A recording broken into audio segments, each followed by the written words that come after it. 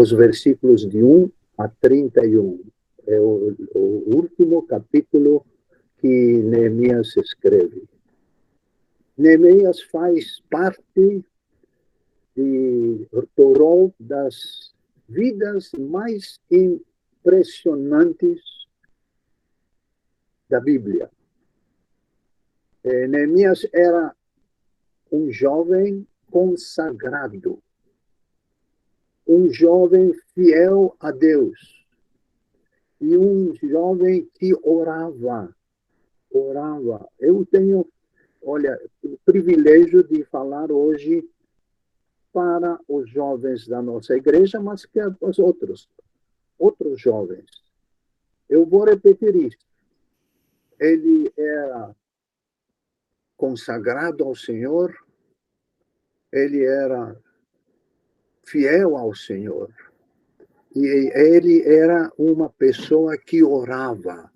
Só para vocês terem uma ideia, abre a sua Bíblia em Jeremias 1, verso 4. E Jeremias 2, verso 4, logo no primeiro capítulo, e no segundo capítulo, orando, e isso mesmo, nós temos que aprender isso dele. Neemias era um homem de coragem, era copeiro do rei da Pérsia, Artaxerxes. Quando o rei fez 20 anos de reinado, sem dúvida iam ter festa, Neemias conseguiu uma licença do rei para ele, uma permissão do rei para ir a Jerusalém, e ajudar lá em Jerusalém a edificar os muros, as portas da cidade toda, e também o templo, isso durou 12 anos. Depois de 12 anos, Neemias voltou outra vez para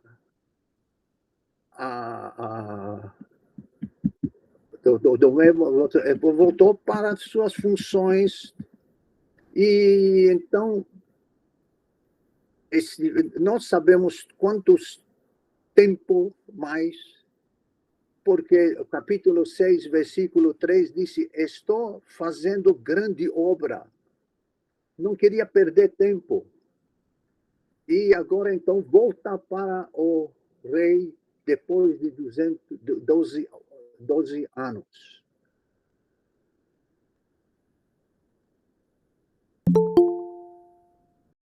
Ele enfrentou muitas dificuldades quando estive lá. E sempre dizia assim: estou fazendo eu estou fazendo grande obra. Não quero perder fazer outras coisas. Eu estou fazendo grande obra.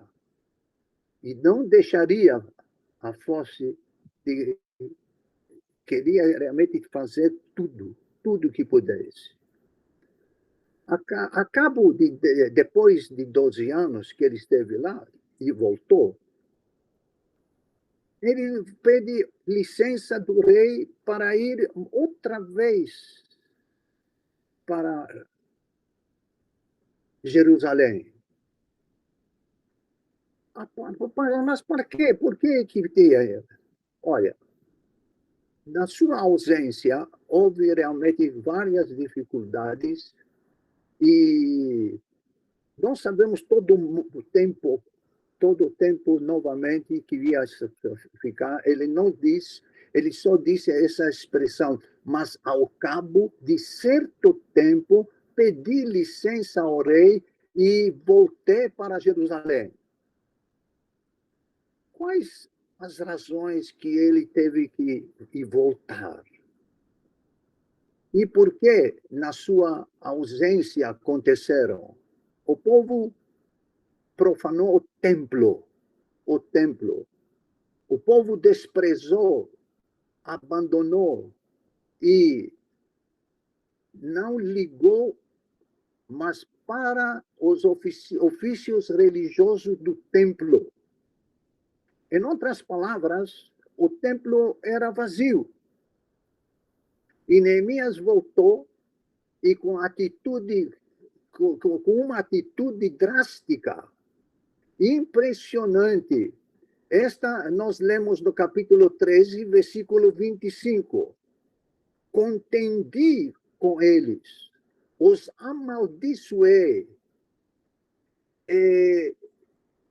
os espanquei alguns deles, e lhes arranquei até os cabelos. Neemias veio com um propósito em Jerusalém, e esse propósito será o título que nós vamos estudar esta hora. As reformas de Neemias. As reformas de Neemias. Tanto no passado como no presente, se fala muito sobre reformas. Atualmente, por exemplo, falam muito reformas de leis, reformas de ensino e tudo mais. Então, Neemias queria ver reformas do templo. Do templo. Reformas que ele diz no versículo 13, no capítulo 13, versículo 5, reformas de Neemias. Também ele não diz quanto tempo vai ficar lá. Então vamos estudar a partir de agora a reforma, afastai da casa de Deus todos os elementos mistos. Apartar todas as pessoas do templo que não eram fiéis ao Senhor. No capítulo 13, a partir do versículo 1 até o versículo 9, uma das razões pelas quais Deus não abençoa a igreja é quando há elementos não convertidos. Arrolados como os membros da igreja, mas não mostram realmente que é de Deus. Eles fizeram sua profissão de fé, talvez, até pode ser que foram batizados, mas não aceitaram Cristo como seu Salvador pessoal. Há aqueles que pensam, por serem criados, por exemplo, em casa, nos lares. Há outros que dizem, olha, nós estamos indo todo domingo na igreja. Crentes, mas não mostram realmente o seu testemunho cristão. Podem enganar a nós, mas não podem enganar a Deus. Deixa eu fazer isso para vocês entenderem melhor. Todo ano, a Aliança para a Evangelização das Crianças tinha naquela época 2 acampamentos, em janeiro e em julho. E várias vezes eu fui convidado para ser orador dos adolescentes. Era só de manhã. À tarde eu ficava livre.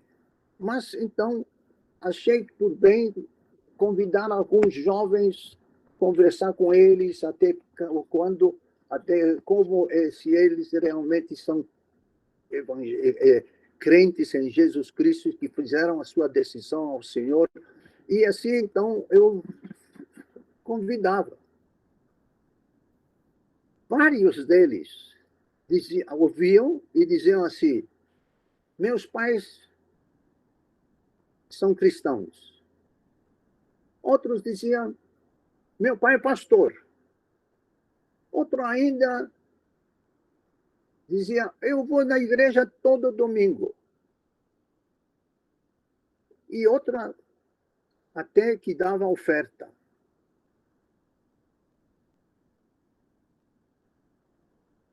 Deus, nós temos que realmente entender que nós precisamos realmente crer e receber Cristo como nosso Salvador.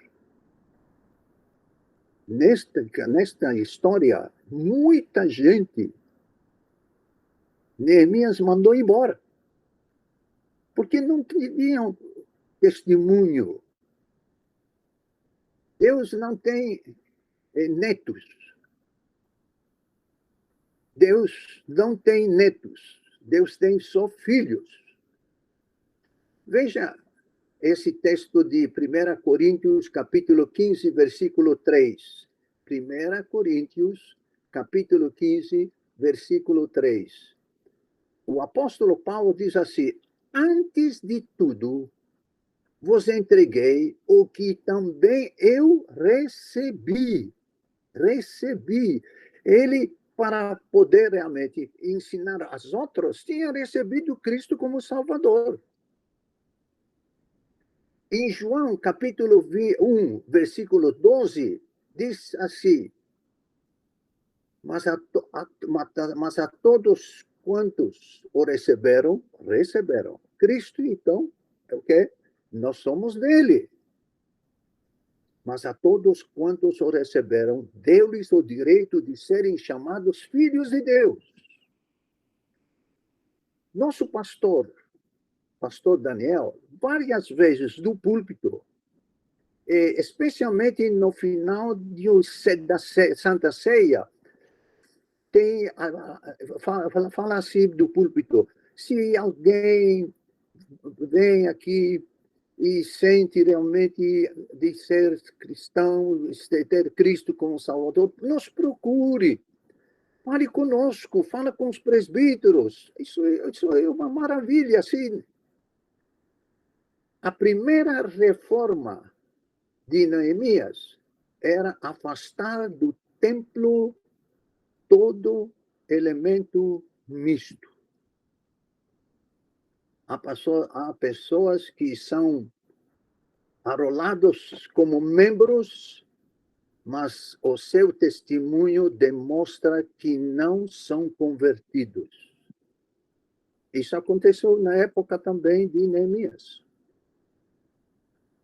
Não há transformação. O grande evangelista Moody, ele não vive, já faleceu muito, tem em Chicago, nos Estados Unidos, ele tem no nome dele igreja, tem no nome dele a universidade, tem um seminário.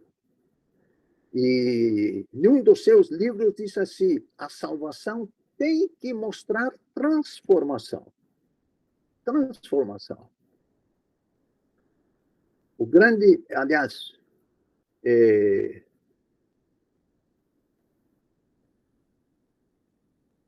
Neemias, no capítulo 3, verso 3, eu vou ler esse texto, que diz assim, ouvindo eles, o povo, esta lei, apartaram de Israel todo elemento misto. Esta foi realmente a primeira reforma de Neemias. A segunda reforma é a reforma de Neemias sobre contribuições e dízimos. Contribuições e dízimos.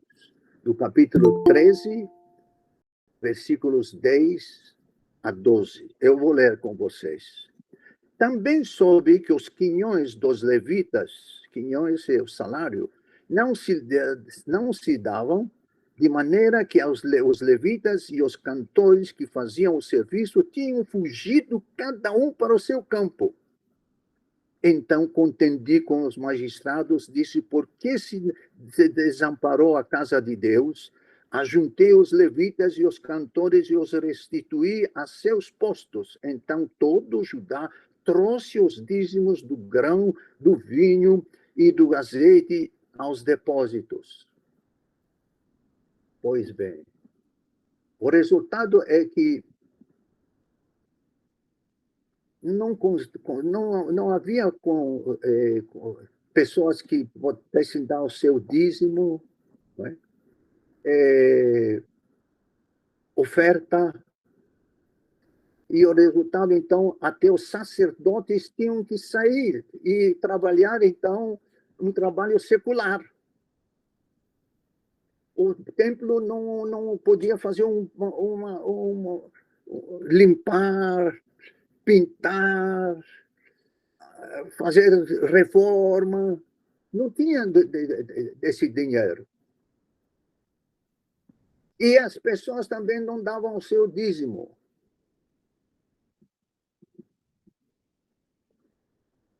Eu quero primeiro dar falar algo sobre essa área. A minha mãe se converteu primeiro na nossa família. E nossos filhos, eu e mais 6 filhos, ela, no domingo, antes de ir para a igreja, dava moedas para darem na igreja. Eu vim para o Brasil em dezembro de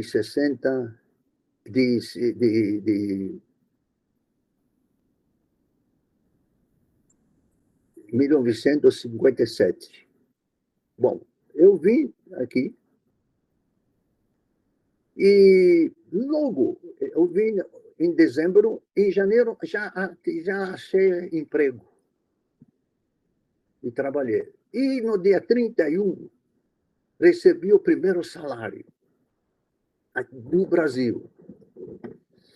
Então, quando voltei, aliás, antes disso, quer dizer, antes de eu vir, veio o pastor Dimitrios, meu irmão.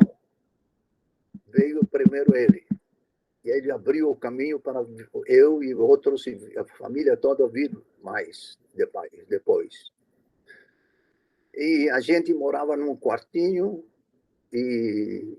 com um banheiro. E então eu cheguei e disse assim: Dimitrios, olha, primeiro salário aqui do Brasil. Ele olhou para mim sério e disse assim: o dízimo é do Senhor. Ele 5 anos mais velho do que eu, então eu obedeci. E nunca parei. Nunca parei.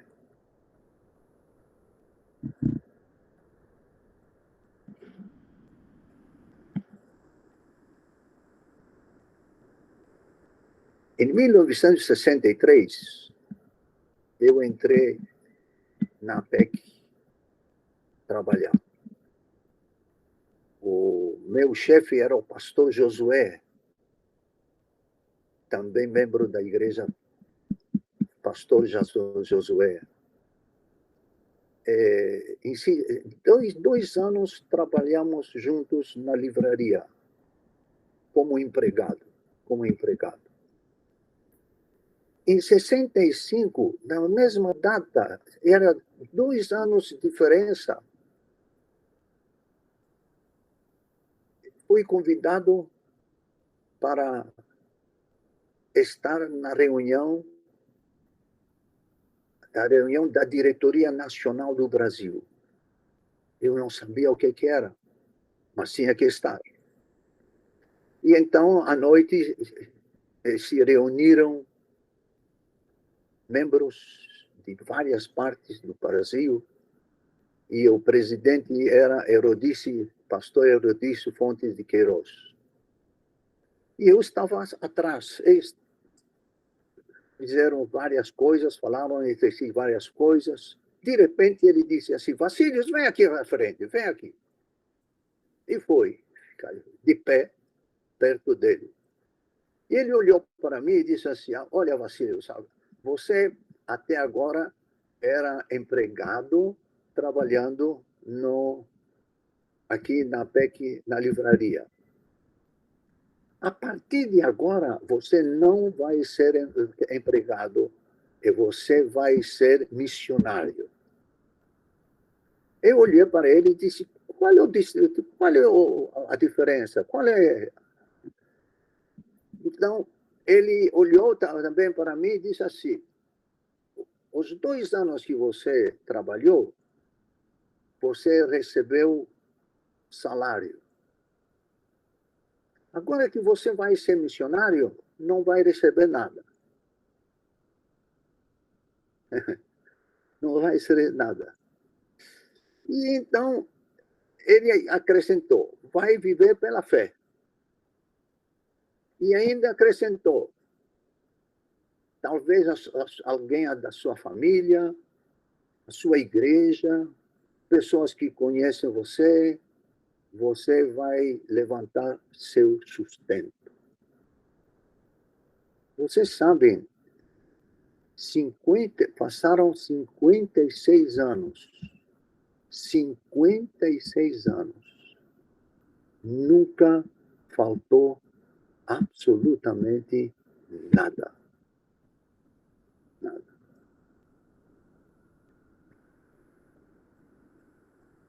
Quanto mais dá, Deus nos dá. Pode crer, pode crer.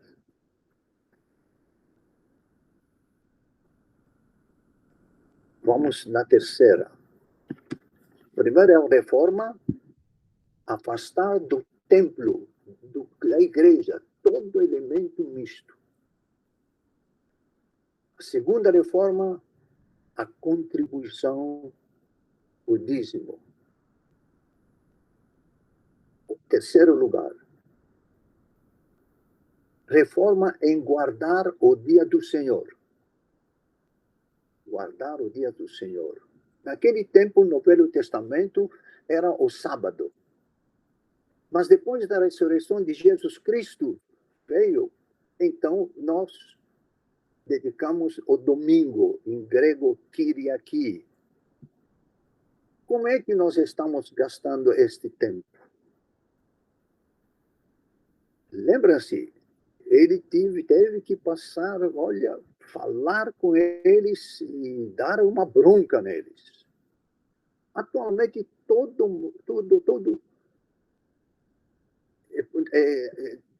tem diferenças por causa do Covid-19.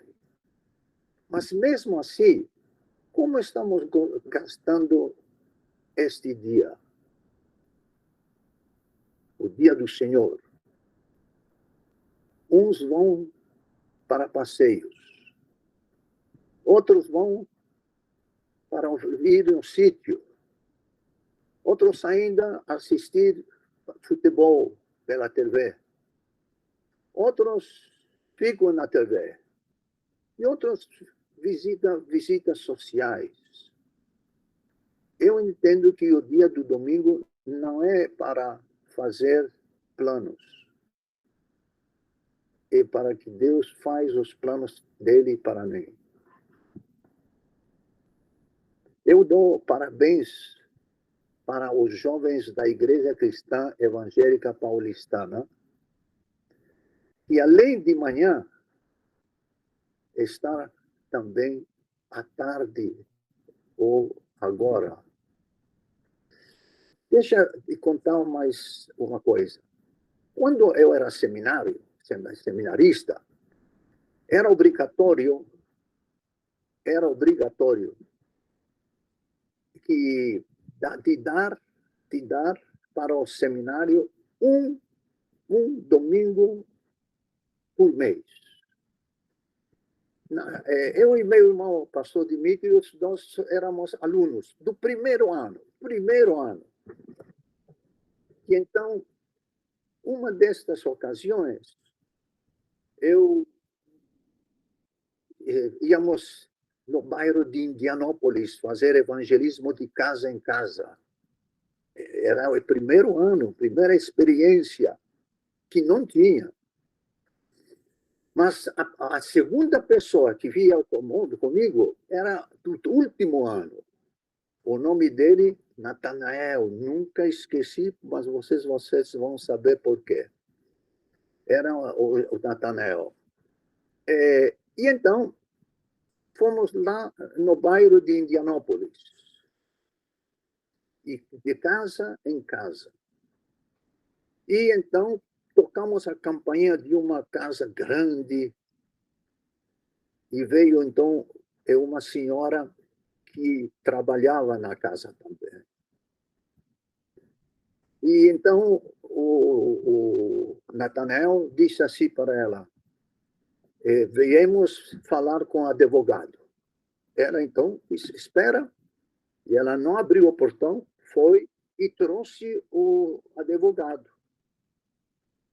Ele veio e outra vez o Natanael disse: olha, nós viemos para falar do nosso advogado. Bom, olha, eu já estava tremendo de medo. As minhas mãos tremiam.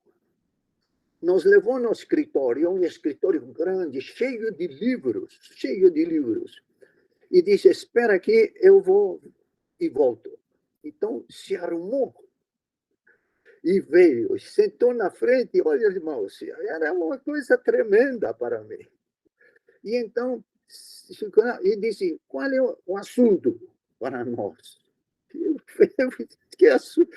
Aí o Natanael disse: olha, nós viemos aqui para apresentar o nosso advogado. E abriu a Bíblia e leu em 1 João 2,1. Filhinhos meus, estas coisas vos escrevo para que não pequeis. Todavia, sem pecar, tem um advogado. E daí ele começou, então, para o homem ficou quieto, ouvindo só e olhando assim. Era uma coisa maravilhosa para mim, mas olha, não sei o que para ele. De repente, ele disse: olha, espera um pouco, eu vou trazer a minha esposa, ela também precisa ouvir. E então, trouxe a esposa. E a esposa realmente adorou, ficou maravilhada. E depois que tínhamos que sair, né? Ele disse: não, espera. O meu pai e minha mãe são da Espanha. E então, eu quero que eles também possam ouvir. E trouxe os pais. Que experiência, mas olha, eu nunca esqueço, por isso esqueço o nome Natanael, para lhe recordar essas coisas maravilhosas. O domingo é o dia que nós temos para adorar o Senhor, para honrar o Senhor, para servir o Senhor, para testemunhar o Senhor a outros.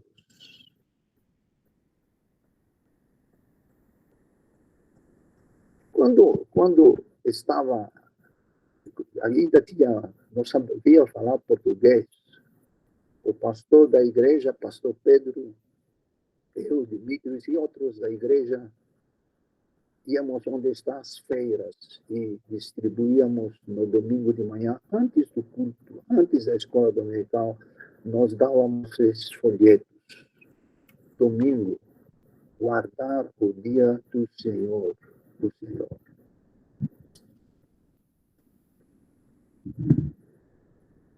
As reformas de Neemias, afastar do templo todo elemento misto, contribuir, dar o dízimo.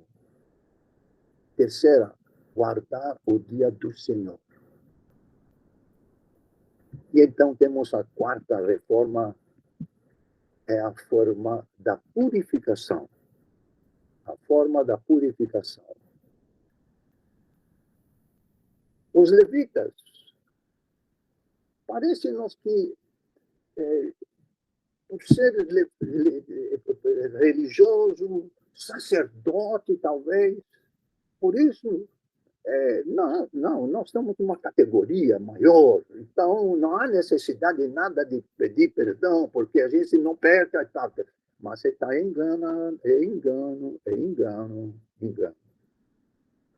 1 João capítulo 1, versículos 8 a 10, diz assim: se dizermos que não temos pecado nenhum, nós mesmos nos enganamos. Se confessamos os nossos pecados, Ele é fiel e justo para nos perdoar os pecados e nos purificar de toda injustiça. Se dizermos que não temos cometido pecado, fazemo-lo mentiroso e a sua palavra não está em nós. Todos nós precisamos realmente da purificação. Em Provérbios 28, 13, Provérbios 28, 13, diz assim: o que encobre as suas transgressões jamais prosperará. Sério? Sério? Olha, vamos ler o versículo, capítulo 13, versículo 22. Também mandei aos levitas que se purificassem e viessem guardar as portas para santificar o dia sábado. Também nisto, Deus meu, lembra-te de mim. Quem é esse? Neemias. E perdoa-me segundo a abundância da tua misericórdia. Ele também, Neemias, sei que nós pecamos. E sente que Deus pode perdoar. Pode perdoar. Quando nós temos a ceia do Senhor, geralmente lemos esse texto. Por isso, aquele que comer o pão ou beber o cálice ao Senhor indigno, indignamente será réu do corpo e do sangue do Senhor. É muito sério, muito sério. E a última reforma de Neemias. A reforma do templo, afastar todo elemento misto, contribuir, dar o dízimo, guardar o dia do Senhor, reforma da purificação e o último, reforma do casamento misto. Reforma do casamento misto.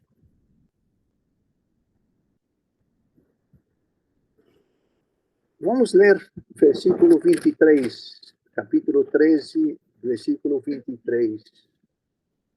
Vi também naqueles dias que judeus haviam casado com mulheres asdoditas, amonitas e moabitas. Seus filhos falavam meio asdodita e não sabiam falar judaico, mas a língua de seu respectivo povo. Contendi com eles, os amaldiçoei, espanquei algum deles e lhes arranquei os cabelos e os conjurei por Deus, dizendo: não dareis mais vossas filhas e seus filhos, e não tomareis mais suas filhas, nem para vossos filhos, nem para vós mesmos. A reforma do casamento misto. Você poderá pensar, mas isso é no Velho Testamento. Não, mas temos no Novo Testamento também. No Novo Testamento, o texto de 2 Coríntios, 2 Coríntios, capítulo 6 e versículo 14. E diz assim: não vos ponhais em jugo desigual com os incrédulos, porquanto que sociedade pode haver entre a justiça e a iniquidade, ou que comunhão da luz com as trevas? Que harmonia entre Cristo e o maligno, o diabo? Ou que união do crente com o incrédulo? Que ligação há entre o santuário de Deus e os ídolos? Porque nós somos santuário do Deus vivente. E o versículo 1 do capítulo 7, tendo, pois, ó amados, tais promessas, purifiquemo-nos de toda impureza, tanto da carne como do espírito, aperfeiçoando-nos a nossa santidade ao temor de Deus. As consequências de casamento misto trazem sofrimento. Trazem sofrimento. No versículo 24 do capítulo 3, diz: seus filhos falavam asdodita, meio asdodita, perderam falar o hebraico, que todos podiam, através disso, chegar perto do Senhor.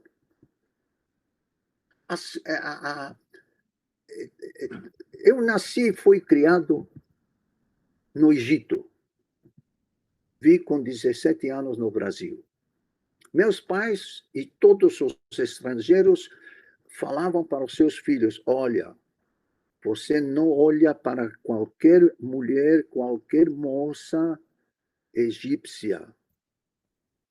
Se ver que vem do seu lado, vai para outro lado. E o país do Egito é um país muito fechado. Então, é tudo fechado. Tem que tomar muito cuidado. Pois bem,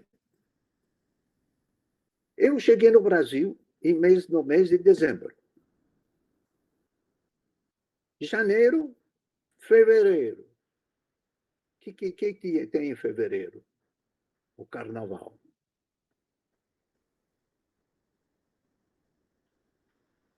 Que diferença. Que diferença. Que diferença. Meu pastor no Egito foi um homem de Deus. Um homem de Deus. Panajotis, o nome dele. Panajotis Dendrinoso. Ele, no último domingo que eu fui, antes de vir para o Brasil, ele me chamou e disse: Vasílios, vem aqui na frente. E então me mandei ajoelhar e chamou 2 presbíteros e oraram por mim. Eu não lembro o que oraram, mas eu sei que Deus ouviu e atendeu. E quando eu vim para o Brasil, ele e a família eram da época da guerra no Egito com outros países, então eles foram para os Estados Unidos. E ele, então, cada semana ou 15 dias, mandava para mim uma carta. Uma carta. Em uma destas cartas, ele disse assim: se você, Vasílios, casar com uma moça do diabo, vai passar mal com seu sogro.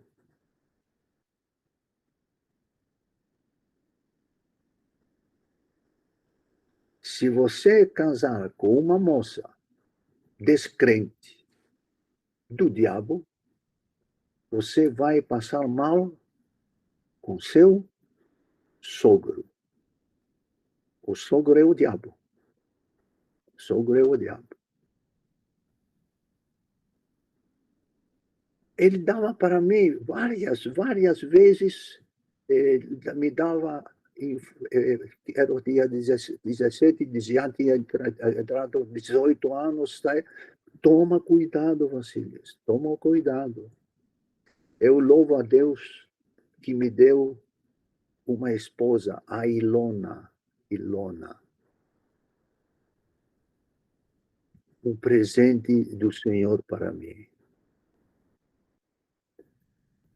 E termina todas estas reformas. Veja que diz Neemias com essas reformas. No capítulo 13, versículo 31.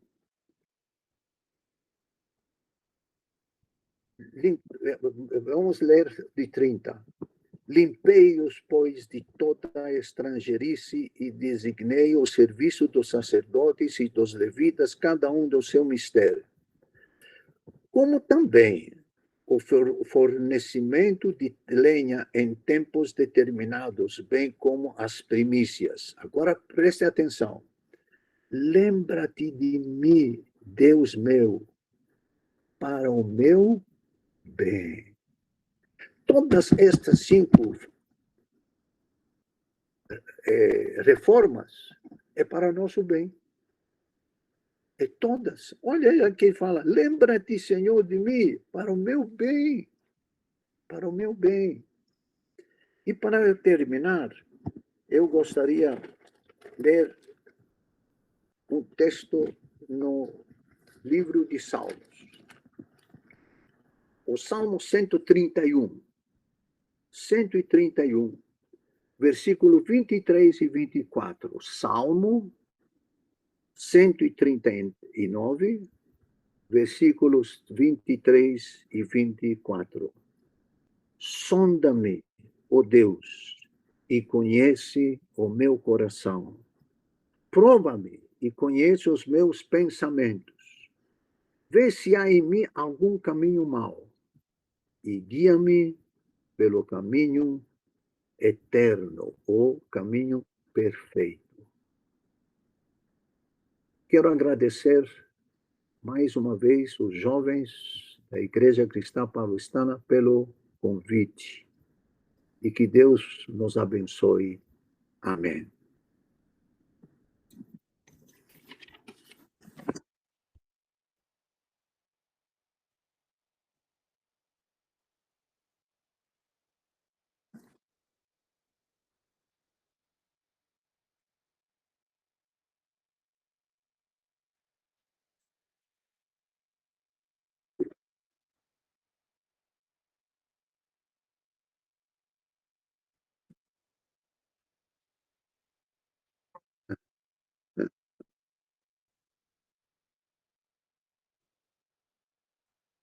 Então, foi um privilégio. Muito obrigado.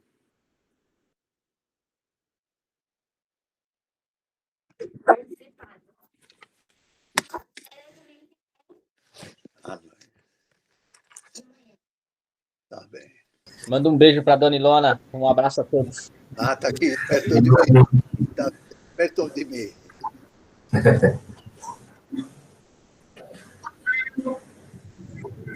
Obrigado, pastor. Pessoal, um abraço. Até o próximo domingo. Deus abençoe. Obrigado. Até, gente. Boa semana, viu? Deus abençoe a todos.